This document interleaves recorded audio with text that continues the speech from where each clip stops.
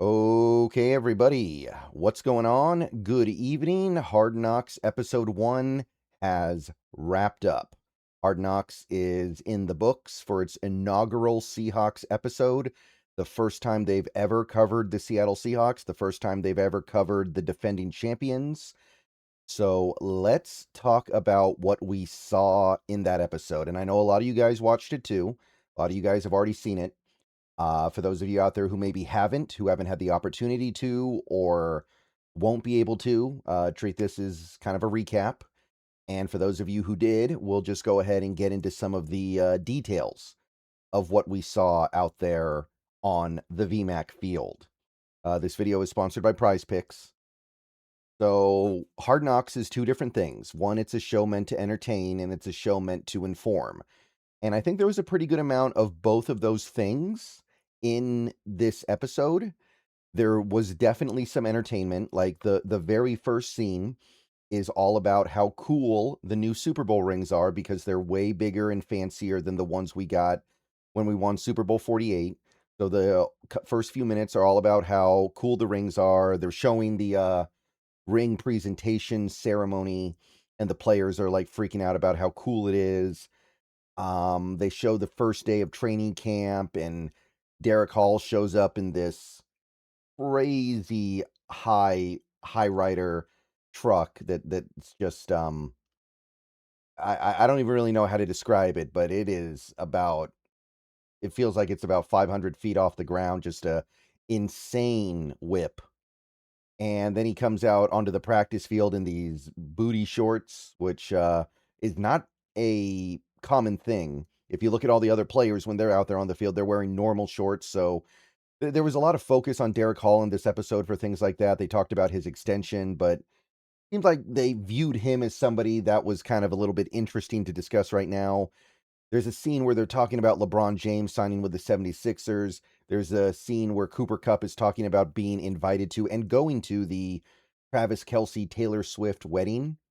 So there is a little bit of frivolity in there, but there's also some fun stuff to learn about, some insight, some genuine sense of where the team is and where things are going and why this team has a chance to be so special.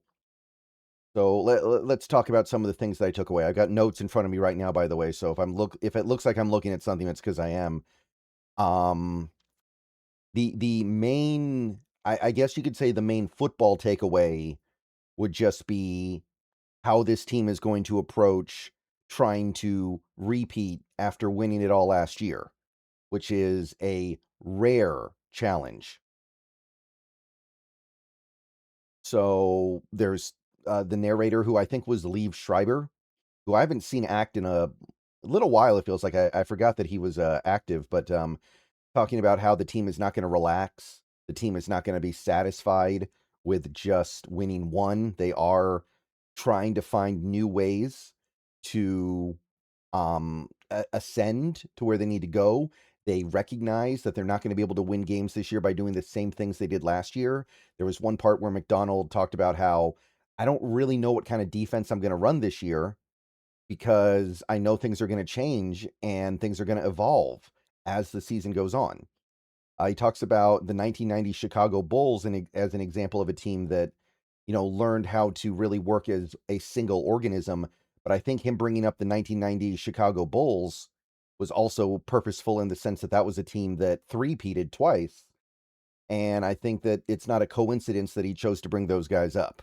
All right, guys, let's take a quick break here to talk a little bit about Prize Picks, currently the #1 sports pick app in America. The app is very easy to use. Check it out to my left here. You can do player picks, where you just pick more or less on a few player stats and lock in your lineup. Or you can pick teams, where you pick winners, spread, or total on any game or fight.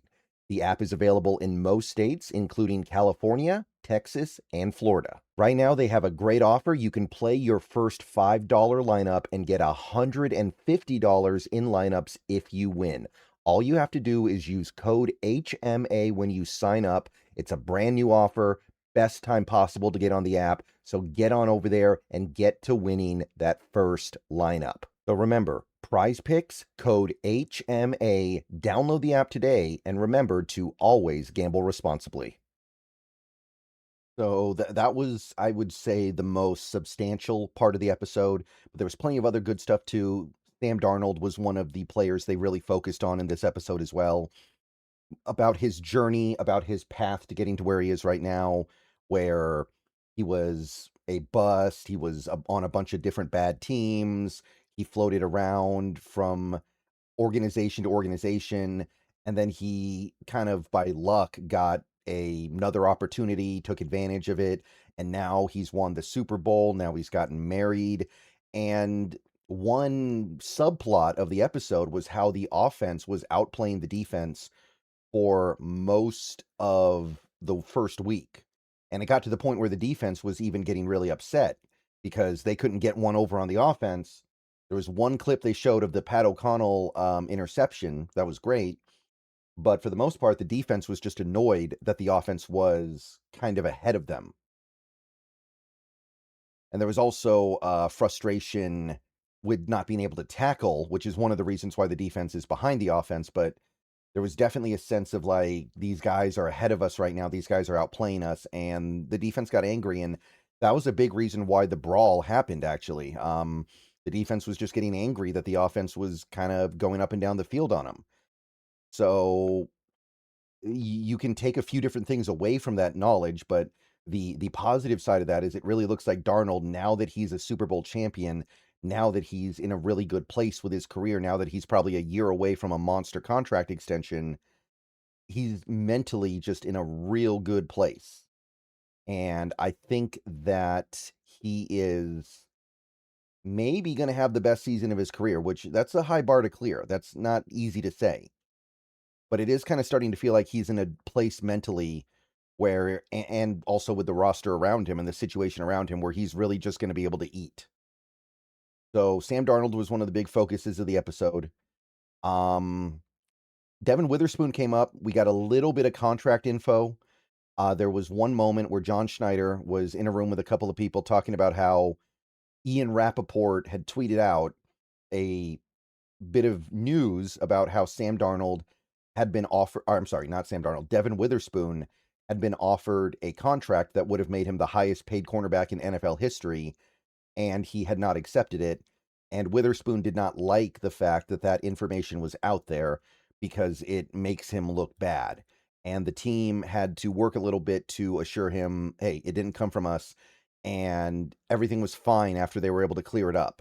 But that was something we didn't know about before, right? We didn't know that Witherspoon got a little bit upset about that because without context, if you just look at that report, it makes him sound like he's being unreasonable.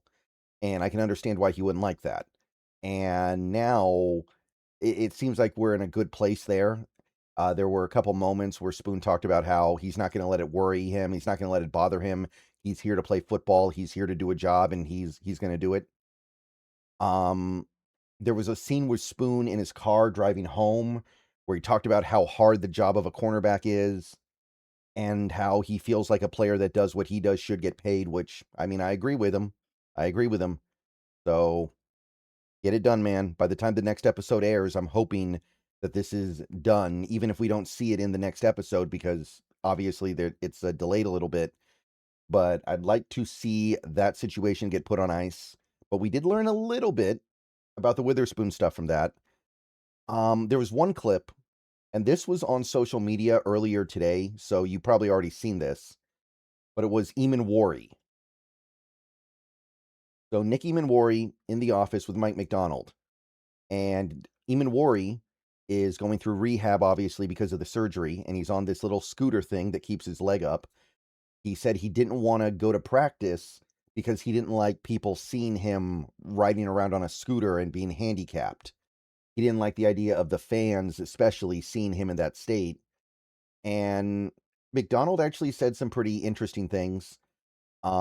First, he told him, look, your recovery is the only thing that matters. Like, the only thing that matters is you getting better as quickly as possible and as correctly as possible.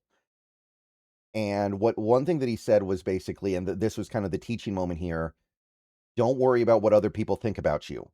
Don't worry about what other people are saying about you. He talked about how, people say stuff and then it's gone almost immediately, and you can't let it affect the way you do things. You have to focus on growing. You have to focus on getting better. You have to focus on having a good process. You can't react to what other people say. And he actually has a note card in his office with a quote from Rex Ryan from 2022 after Mike Macdonald's second game as the defensive coordinator in Baltimore, where Rex Ryan on his show, I can't remember what Rex Ryan's show is called, calling Macdonald a terrible coordinator. And he talked about how, back then I used to care so much about what people thought. And now I've learned that I don't really care. And I'm not saying that he does care, but the fact that he keeps that note card around kind of feels like maybe he cares a little bit.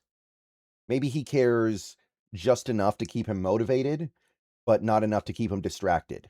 Like, if he's keeping that note card around, one of the more famous criticisms of Mike Macdonald as a defensive play caller from Rex Ryan, who through the grapevine is kind of sort of a protege of Rex Ryan, kind of feels like he cares a little bit.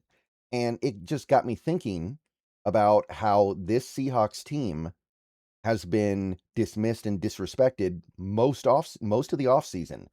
Most people that do this do not seem to view them the way that they would typically view a defending champion. This is a team that won 14 games, won the Super Bowl, won a lot of blowouts last year, including arguably 2 in the postseason, and people do not view them the way they view a typical defending champion that really didn't lose that much in the offseason. They lost some stuff, but they didn't lose as much as the average defending champion, not even close. So it got me thinking about how McDonald seems to use that to fuel himself. Maybe this team is going to do the same thing. Maybe they're going to take that nobody believes in us energy and use it to push forward. There's another fun clip with the new running back coach, actually, Thomas Hammock. We hired him, I believe, right after the Super Bowl. And he's in the meeting room with the other running backs talking about the way the running game is going to work this season, talking about how, this website ranked our running back room as the worst in football. He might have been talking about Pro Football Focus. I'm not 100% sure. But he had circulated that. He had, talked about, and again, it kind of goes back to that theme of using the disrespect as fuel. Now, in the case of the running back room not being very good in Seattle, that disrespect feels a little bit more understandable because of the players lost and the players that are hampered by injury in the case of Charbonnet. But it's the same basic idea. And one thing that Hammock really hammered on was the importance of playing with physicality, going through defenders, having that identity, having that edge, being hard-nosed, and basically just talking about how, look, we lost some talent in the offseason with Ken Walker leaving, the Super Bowl MVP. We can overcome that. We can make that bad ranking irrelevant if we play with a physical edge and we focus on winning the battle in the trenches. And that makes a lot of sense, right? This running back room doesn't have a ton of speed in it right now, right? Ken Walker was the speedster. He's gone. Now you've got kind of sort of more hybrid type players. Like, I don't view Jadarian Price as being extremely fast. Charbonnet's really not fast. Halani's not fast. Wilson's definitely not fast. So it makes sense why he would definitely want to focus on the idea of being powerful. And then we got a little bit of a segment about Jadarian Price. A lot of the players praising him. A lot of the players talking about how good he looked, how he's got better than you would expect speed a little bit, how he's got good vision. There was one entire segment where I think it was Byron Murphy talking about how good his cutback looked. Although right after that, we got a little segment from the coaches talking about how they wanted to see more from him. So, it was a little bit of a contrast, but there's definitely good things happening there. So that was most of the episode. There were a couple other things as well. We got a couple scenes with Mike Macdonald's son. We got, what was it? We got a scene with Cooper Kupp working with Mike Macdonald, and you're already kind of getting the vibe that Cooper Kupp is headed towards becoming a coach after his playing career. And there was a couple of comments that almost alluded to how he almost is a coach already. JSN talked about how great it is to have Cooper Kupp around.